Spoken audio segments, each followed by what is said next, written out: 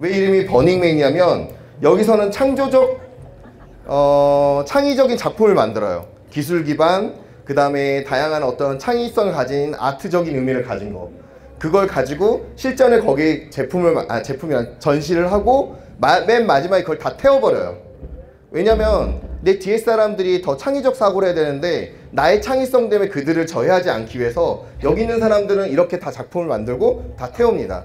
자, 여기는 미국에 있는 네바다주 사막에서 진행이 되는데 이 사막에는 아무것도 없을 거 아니에요. 그죠? 근데 이곳에 구글이 이 행사를 지원해줘요. 근데 우리나라 기업이 행사를 했으면 여기 삼성 마크가 딱 써 있었겠죠. 근데 구글은 이런 걸 안 합니다. 그리고 이 도시마다 가상의 도시가 사막에 형성되는데 이게 전부 다 기술 기반으로 해서 자기가 스마트폰만 있으면 내 위치가 어느 좌표에서 마을을 구축할지를 알게 되는 거죠. 그죠? 근데 이런 것들을 한국에서 경험할 수 없잖아요. 그래서 꼭 여러분들이 여기에 도전해 봤으면 좋겠다는 거죠. 자, 여기 있는 이 청년이 크라우드 펀딩을 통해서 나의 아이디어를 재능을 받고 그리고 나서 이 대회를 참가하는 거죠. 자, 여기는 이제 핀란드라는 나라 아세요? 노키아가 있는, 그죠? 이 핀란드에서는 노키아가 망했어요. 우리나라 같은 삼성 기업이죠. 노키아가 망하면서 이 청년 스타트업들 단지를 자기네 공장 단지에다 만든 거예요. 그래서 이거를 슬러시라 그래요. 슬러시 우리가 마시는 거죠. 아이스 그 얼음 조각 같은 거잖아요. 이 제목이 빙산의 일각이에요. 그러니까 여러분들의 아이디어가 빙산의 일각이라는 거죠. 하지만 그 안에는 엄청난 비전이 있는 거죠. 그래서 여기는 지금 핀란드는 중학교, 고등학교에 다 참여를 하고요. 그리고 전 세계 이제 대학교 이상 학생들이 참여해서 자기 아이디어를 펼치는 거죠. 이거는 바르셀로나에 사는 4IFN이에요. 뜻은 4년 뒤에 두고 보자예요. 그래서 여기서 이제 아까 그 핀란드 헬싱키처럼 자신의 아이디어를 이렇게 펼치는 거죠. 자, 나의 아이디어를 여기를 지원해주는 한국 정부기관이 되게 많아요. 지금 여러분들도 아이디어를 내면 이 대회에 무료로 다 지원을 받아서 자신의 아이디어 꿈을 펼칠 수 있는 거죠.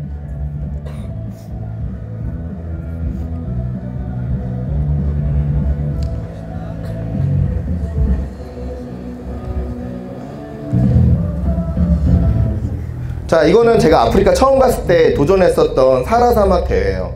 270km를 일주일간 달리면 돼요. 그리고 모든 식량과 그 다음에 자기가 필요한 물건들을 다 챙기고요. 하루에 14리터의 물을 10km마다 지원을 받아요. 근데 이제 키로수가 270km면 실제 거리는 몇 배가 되는 거죠, 사실. 저도 이렇게 여기 사라 사막을 준비하기 위해서 우리나라에서 42.195km 마라톤도 뛰고 울트라 마라톤 뛰었는데 다 소용이 없어요. 이게 온도 자체가 섭씨 50도가 넘고 그 다음에 중요한 거는 이 모래바람이 우리나라에서는 경험할 수 없는 거예요.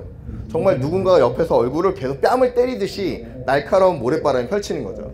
근데 여기에는 엄청난 과학기술과 장비와 이런 것들이 다 포함되어 있는 거죠.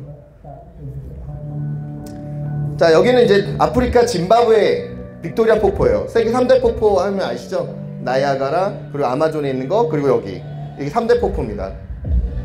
전 세계에서 어드벤처 익스트림 스포츠 하고 싶은 모든 청년들이 모여서 이 대회를 참가합니다. 자, 일주일 동안 짐바브웨에서부터 말라위까지 노를 저으면서 래프팅을 하고 그 다음 거기서 이제 이벤트를 펼치는 거죠. 자, 우리나라 한탄강 가보신 분 있겠지만 거기 수준 생각하시면 안 돼요. 굉장히 파도처럼 높고 여기에는 하마하고 악어가 있어요. 그래서 어느 순간에 물에 들어가도 되는데 어느 순간에 들어가지 말라고 그래요. 여기 한 배에는 보통 다양한 국가 애들이 어울리거든요. 그러니까 내가 어떤 조에 들어갈지는 몰라요. 근데 거기 가서 이제 한 2, 3일 동안 이렇게 연습을 하고 나서 이제 최종적으로 팀이 선발되면 그 행사를 참여하는 거죠. 전체 보트가 한 100여 개가 출발하면 실제 도착하는 팀은 5개 팀밖에 없어요. 그만큼 성공 확률이 높죠. 보통 물이 많은데 탈수 증세에서 포기한 사람이 되게 많았던 거죠. 자, 이 영상을 보시면 어떻게 보면 4차 산업이 여기 다 숨어 있어요. 여러분들이 앞으로 내가 대학을 졸업하거나 혹은 고등학교를 졸업했을 때 내 잡을 찾는 방법에 대해서 아이디어를 제가 제안 드린 거였어요. 자, 이런 것들이 여기만 있냐? 그렇지 않습니다. 전 세계 많은 나라에서 이런 걸 가지고 창의 플랫폼이라고 그러거든요. 이런 창의 플랫폼이 많이 구축이 되어 있는 거죠. 자, 그렇다면 저의 직업은 저의 이 사업으로 가기 위해서 사람들이 얘기하는 분야가 글로벌 스타트업이에요. 자, 창업이란 말이고 스타트업이란 말이 있는데, 창업은 한글이고 그 다음에 스타트업은 영어 아니냐 이렇게 생각하겠는데, 아직 스타트업이라는 용어가 한글로서 아직 바뀌지 않았어요. 그 용어가 아직 안 만들어졌는데, 스타트업이라는 것은 기존에 있는 산업을 기술 기반, 즉 4차 산업에 맞는 인공지능이나 빅데이터나 이런 산업 쪽으로 바꾼 거죠. 자, 예를 들어서 옛날에 우리 때는 제가 여러분 나이 또래면 제가 한 25년 전, 자, 25년 전에는 저희가 택시를 부를 때 전화로 이렇게 부를 수가 있었어요. 그걸 콜택시라고 하죠. 지금은 어떻게 부르죠? 그렇죠. 카카오 택시가 있죠. 그거를 이제 오토 기반의 서비스를 얘기하는데, 여러분들은 어디서나 그 택시를 이용할 수가 있는 거죠. 자, 이런 옛날 산업들을 새롭게 변화시키는 기술 기반으로 바뀌는 거를 4차 산업이라고 하는 거죠. 그죠? 여러분들은 4차 산업에서 태어난 거예요. 부모님이 스마트폰에 처음으로 접했을 때 여러분들이 태어난 거죠. 저희 때는 전 중학교 때인가? 그때 이제 삐삐라는 게 나왔었죠. 여러분들은 들어보지도 못했죠? 제 커리어고 네이버에서 검색하시면 더 잘 나올 거예요. 자, 1차 산업, 2차 산업, 3차. 이건 선생님한테 다 배운 거죠. 요즘 공업 수업 시간이 있나요? 기술 수업? 그죠? 아마 선생님들이 이 얘기를 더 많이 해주실 건데, 이 책을 추천드려요. 이분이 4차 산업이라는 걸 처음 주장하신 분이에요. 이런 변화의 물결에 빨리 대처를 해야 된다. 그 얘기를 한 거고요. 자, 여기 있는 거는 이제 뭐 자료는 나중에 선생님한테 달라고 하시면 줄 거고, 검색해도 충분히 나와요. 지금 없어지는 직업들 순인 거죠. 자, 여러분들이 가장 되고 싶은 직업도 있죠. 그 대부분이 필요가 없어집니다. 그죠? 그래서 여러분들이 취미로 나는 네일 아트가 너무 좋아.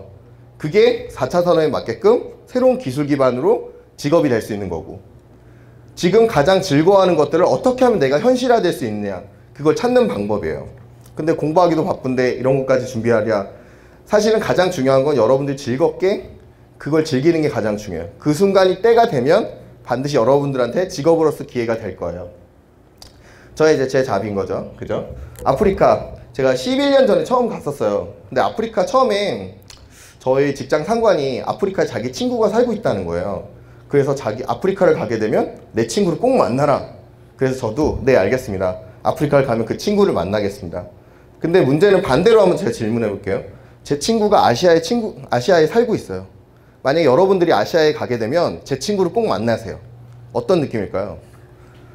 끔찍하죠. 저 지금 서울에서 왔는데 남양주 오는 것도 놀라운데, 아프리카라는 그 대륙에 어디 살고 있는지 몰랐던 거죠. 그래서 이 아프리카를 제일 처음에 아까 모로코 사하라사막 갔다 그랬잖아요. 저 위에 있는 모로코에서 최북단에서 최남단까지 내려와요. 그리고 다시 이 해안가를 타서 이렇게 대서양에서 인도양까지 갔죠. 그래서 그분이 한 2달 지났나 사장님이 알려주신 거예요. 요하네스버그에 살고 있다고. 그럼 진작 얘기해줬으면 비행기 타고 6시간 만에 갈 수 있었는데, 저는 3달에 걸쳐서 아프리카 종단 횡단을 한 거죠. 그쵸? 그래서 이 사실을 너무 화가 난 거예요. 화가 나서 조선일보에 기재를 했어요. 아프리카 생각보다 안 좋았다고. 그랬는데 그 당시 운이 좋게 그 기자분이 좋은 말을 써주신 거예요. 도전하는 청년이 있다. 그래서 계속 강의를 하게 된 거죠. 그래서 아프리카 분야의 다양한 정부 프로젝트의 기회가 얻게 되고, 사실 그 처음에 아프리카라는 걸 어떻게 돈을 벌어야 되냐, 그런 거에 대한 이해가 없었던 거죠. 지금의 사업까지 오기까지는 10년이라는 다양한 시행착오 속에 만들어진 거예요. 자, 강의는 여기서 이제 끝났고요.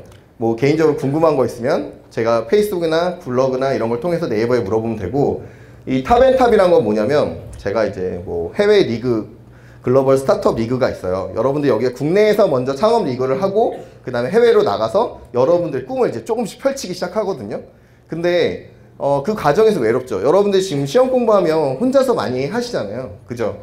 내가 누군가 얘기도 못하겠고 혼자서 막 놀아야 되는데, 그래서 남들이 내가 논다는 거 알면 괜히 걱정되는 거예요. 그래서 혼자서 조용히 하는 게임을 만든 거죠. 이게 탑앤탑이에요. 그래서 이거를 유럽 애들이나, 제가 외국 가면 그때 리그에 나갈 때 해당 국가 친구들과 제3국가 친구들하고 이 게임을 하고 놀아요. 근데 돈 주고 게임을 살기는 좀 그런 거죠. 근데 스타트업 리그에 가면 거기에 보면 이제 오피스 공간을 제공해 주거든요. 근데 거기서 이제 이렇게 물건이 있어요. 포스트잇, 그리고 종이컵, 나무젓가락, 그리고 500원짜리는 아니겠죠? 그 나라 돈이겠죠? 근데 사이즈가 딱 500원 사이즈 동전이더라고요. 그래서 목적은 이렇습니다. 저희가 이제 이 공공 데이터와 협업과 투자 해외 진출, 이게 이 안에 스며 있어요. 이 기획 안에. 그 다음에 창의적인 업무 배치. 자, 여기서 4인 1조가 될 거잖아요. 여러분들이 누군가 놀고 있잖아요. 그러면 그 팀은 지는 겁니다. 이 게임의 가장 중요한 거는 가장 높게 싸서 맨 위에 500원짜리를 딱 올려놓으면 되는 거죠. 그죠? 그리고 나서 사진을 찍으면 오케이입니다. 근데 아시겠지만 한정된 재원, 한 명당 포스트잇은 6장, 빨간색, 노란색, 3장씩 6장. 4명이면 몇 개죠? 6, 4, 24. 그죠? 24장이죠.